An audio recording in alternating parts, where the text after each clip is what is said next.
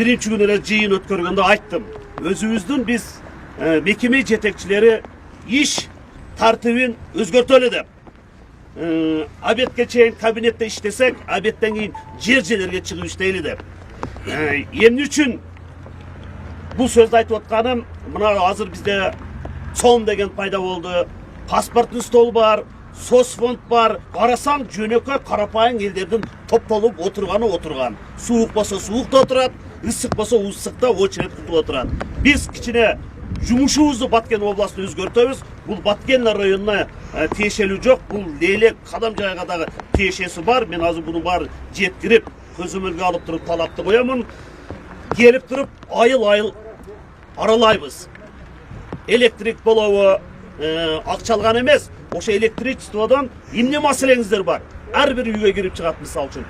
Паспорттун стол болобу, үйдүн документтери эмне болот?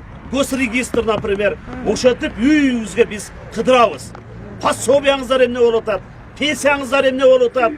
Ошон үчүн бул жерде бүт мекеменин жетекчилери турат. Биз ушундай жумушту аткарышыбыз керек. Бул бүгүнкү күндүн талабы болуп калды, урматтуу мекендештер. Себеби чогулган, очерет, тиги галстугун тагып алып туруп, эртең менен кечке кабинетте ар ким менен сүйлөшүп, андай жумуштан биз кетишибиз керек. Сиздер менен бир болушубуз керек. Ошону менен бирге мекеменин жетекчилерин дагы сиздер колдонушуңуздар керек. Эгер ушундай иштеп баштасак, ортобузда ишенич пайда болуш керек. Үйлөрдүн документтери боюнча жоголуп кеткен, башка болгон документтерди мына Госрегистрдин башчысы келип турат. Менен бирге Кудай бурса тизмесин баарын аласыздар. Булардын документтерин жасап берип туруп, монтап алып берип коюшуңуздар керек. Биз саат 9-дан 6-га чейин иштейбиз деген түшүнүк болбосун. Керекпи күнү түнү иштегенде, түшүндүңөрбү?